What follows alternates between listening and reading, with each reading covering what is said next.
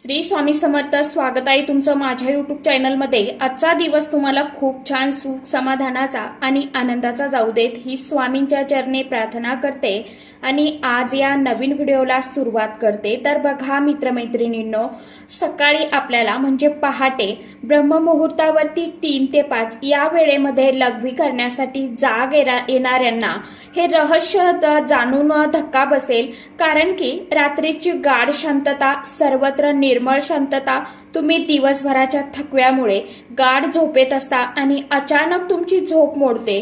दरवाजावरती कोणीतरी ठोका दिल्यासारखं वाटतं, एक भास होतो, एक अज्ञात अस्वस्थता जाणवते. तुम्ही घड्याळ पाहता आणि नेहमीप्रमाणे काटे 3 ते 5च्या दरम्यान असतात आणि जाग येण्याचं कारण जसं की लघवीची इच्छा.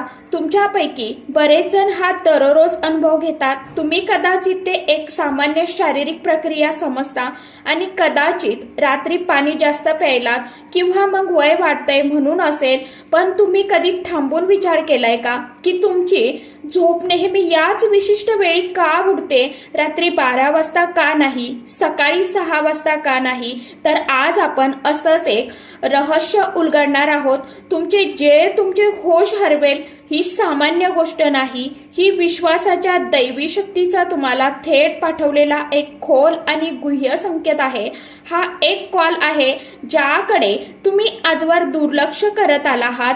म्हणून श्वास रोखून ठेवा, कारण आज तुम्हाला कळेल की पहाटे 3 ते 5च्या दरम्यान लघवीसाठी उठणे हा एक आश्चर्यकारक दैवी संकेत आहे, जो तुमचे जीवन जे आहे तर तो बदलून टाकेल.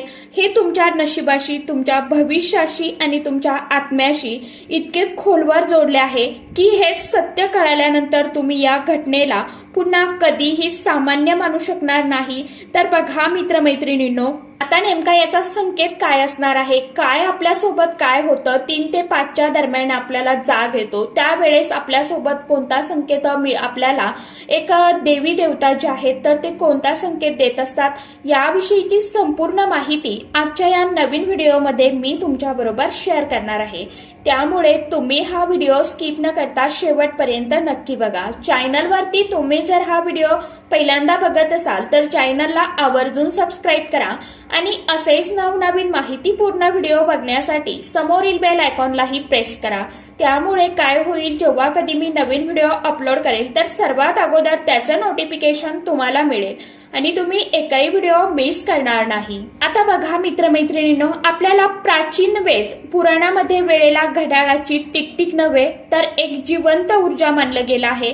24 तासातील प्रत्येक प्रहाराची वेगळी गुणवत्ता, वेगळी ऊर्जा, वेगळं सामर्थ्य असतं आणि त्यात सर्वात शक्तिशाली, सर्वात पवित्र आणि सर्वात रहस्यमय वेळ म्हणजे ती असते तो म्हणजे ब्रह्ममुहूर्त. पहाटे 3 ते 5 या नावातच अर्थ दडलेला आहे. ब्रह्म म्हणजे देव किंवा निर्माता, मुहूर्त म्हणजे वेळ, म्हणजे ही देवाची वेळ. या काळात विश्वाची निर्मिती करणारी ऊर्जा शिखरावर असते. रात्र आणि दिवस यांच्यामधला संगम हा असा जादुई क्षण की तो पूर्ण रात्र नसतो आणि पूर्ण दिवसही नसतो. या पवित्र वेळेत देवी देवता, ऋषी, संत, सिद्ध आत्मा सूक्ष्म रूपात पृथ्वीवर संचार करतात. सकारात्मक ऊर्जा पृथ्वीच्या जवळ असते.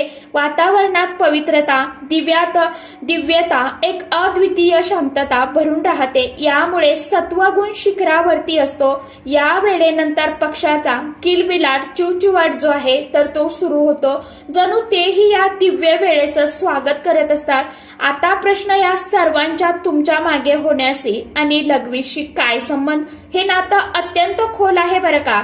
जेव्हा विश्वाची ही सर्वोच्च ऊर्जा तुमच्याशी संपर्क साधू इच्छिते ना, तुम्हाला दैवी संदेश द्यायला इच्छिते, तेव्हा ती सरळ मार्ग वापरत नाही, ती तुमच्या शरीरालाच माध्यम बनवते आणि तुमच्या शरीरात लघवीची तीव्र इच्छा निर्माण करणे हा त्या दैवी शक्तीचा तुम्हाला गाढ झोपेतून सौम्यपणे जाग करण्याचा एक सर्वात साधा मार्ग आहे.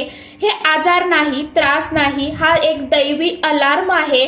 अलार्म आहे, तुम्ही ज्याला फक्त शारीरिक प्रक्रिया समजता आणि झटपट परत झोपी जाता, ती प्रत्यक्षात रोज मिळणारी एक सुवर्ण संधी आहे जी तुम्ही नकळत गमवत आहात.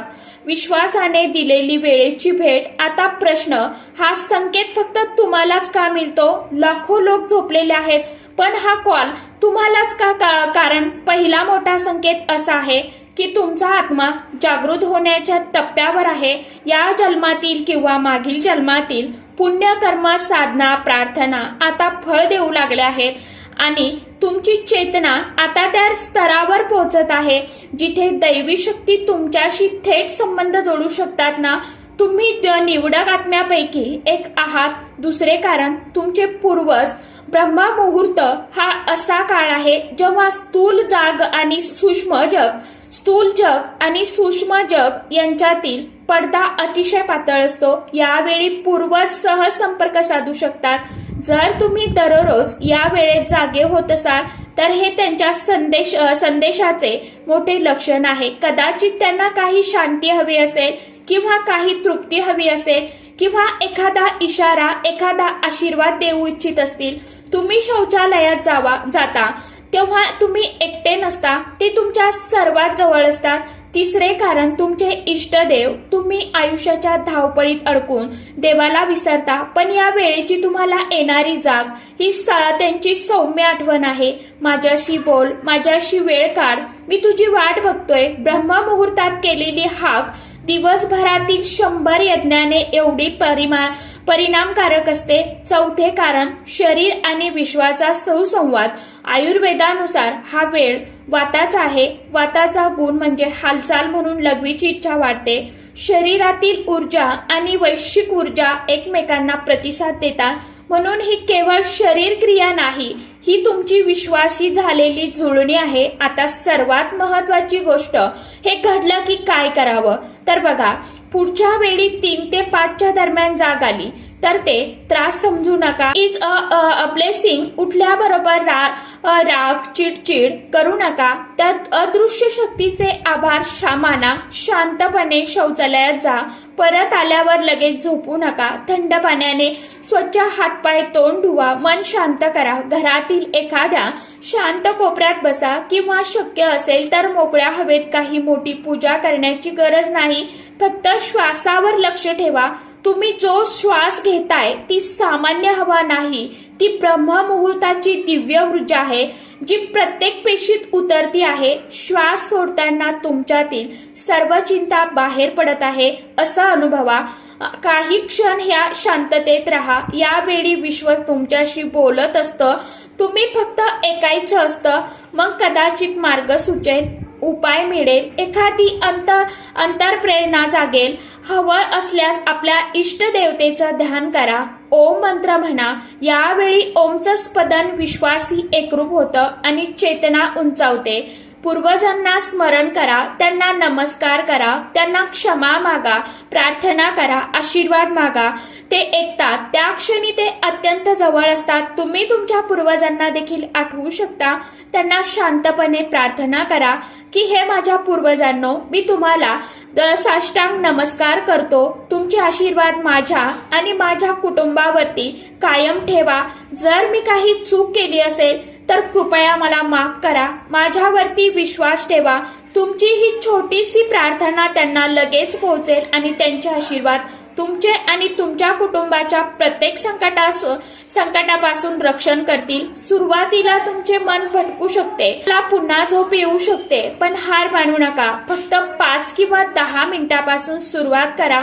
हळूहळू तुम्हाला असे दिसून येईल की तुम्हाला या काळात बसायला आवडेल. तुमचं शरीर आणि मन आपोआप त्या दिव्य भेटीची तळमळ करू लागेल. ही एक हळूहळू प्रक्रिया आहे. तुमच्या आत्म्याची तहान आता जागी झाली आहे. दररोज रात्री जेव्हा तुम्ही हा नियम पाळाल ना, त्यावेळी तुम्हाला आढळेल की तुमच्या आयुष्यात चमत्कारिक बदल होऊ लागले आहेत. तुमच्या चेहऱ्यावरती एक वेगळीच चमक आलेली आहे, तेज आलेला आहे. तुमच्या मनात अनावश्यक चिंता आणि भीती संपू लागलेली आहे. तुमचं प्रचलित काम आपोआप पूर्ण होऊ लागेल.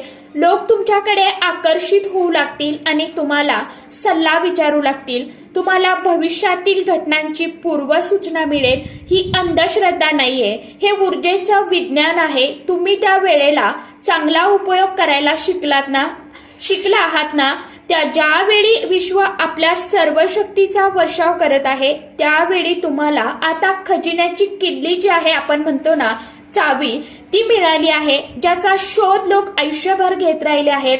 कल्पना करा की दैवी शक्ती तुम्हाला दररोज एक नवी संधी देत आहे, ती दररोज तुमच्या दारावरती ठोठावते आहे आणि तुम्ही त्यांच्याकडे दुर्लक्ष करताय। पण आता हे रहस्य जाणून घेतल्यानंतर तुम्ही असे करणार नाही। आता तुम्हाला कळेल की तुमची झोप खंडित होणे ही समस्या नाही, तर तुमच्या जीवनातील सर्वात मोठा उपाय आहे। एक लक्षण आहे की तुम्ही सामान्य माणूस नाही आहात। तुमच्या जीवनाचा उद्देश फक्त खाणे, पिणे, झोपणे, वावरणे असा तुमच्या जबाबदाऱ्या पूर्ण करणे नाही। तुमच्या जीवनाचा एक उच्च ध्येय आहे, एक आध्यात्मिक ध्येय आहे आणि आता वेळ आली आहे त्या ध्येयाच्या पलीकडे पाऊल टाकण्याची। या घटनेला घाबरू नका, ते आनंदाने स्वीकारा। आपले जीवन एका यशस्वी वळणावर नेऊन ठेवा, कारण असे म्हणतात ना की देव आला आहे द्यायला आणि पदर नाही घ्यायला। असे करू नका, ही विश्व ऊर्जा तुम्हाला जागे करत आहे। तुमच्या जीवनात तुम्हाला यशस्वी करण्यासाठी तुम्हाला या वेळेला पृथ्वीवरील सर्व सुविधा सुख मिळवून देण्यासाठी या संधीचा लाभ अवश्य घ्या आणि जाग जर आली 3 ते 5च्या दरम्यान तर आवर्जून जागे व्हा आणि व्हिडिओमध्ये सांगितल्याप्रमाणे आवर्जून तुम्ही करून बघा। नेमकं तुम्हाला काय फरक जाणवतो तो कमेंटमध्ये मला नक्की सांगा। आजच्या व्हिडिओमध्ये इतकीच छोटीशी माहिती मला तुमच्या बरोबर शेअर करायची होती, ती कशी वाटली नक्की सांगा कमेंट बॉक्स मध्ये। ओम नमो भगवते वासुदेवाय नमः किंवा ओम श्री स्वामी समर्थ हा मंत्र आवर्जून सर्वांनी लिहा। तर चला, आजच्या व्हिडिओमध्ये इतकीच माहिती होती, कशी वाटली नक्की सांगा। व्हिडिओ आवडला तर चॅनलला आवर्जून लाईक, शेअर, सबस्क्राईब जरूर करा। परत भेटूया नवीन माहितीसोबत, नवीन व्हिडिओसोबत। तोपर्यंत सर्व माझ्या युट्यूब परिवाराला श्री स्वामी समर्थ।